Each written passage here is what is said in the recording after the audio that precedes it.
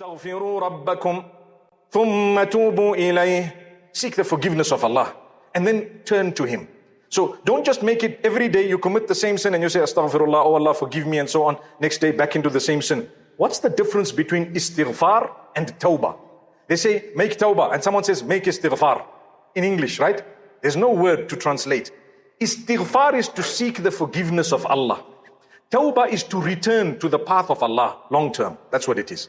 So there's a difference between the two. One is short term, you are seeking the forgiveness of Allah. If you are genuine, Allah forgave you. But don't go back into your ways. Make an effort to make tawbah. And that's why tawbah is what is more praised in the Quran and the Sunnah than istighfar, although both of them are absolutely important. They come hand in hand. Because to do tawbah, you start off with istighfar. Astaghfirullah wa atubu ilay.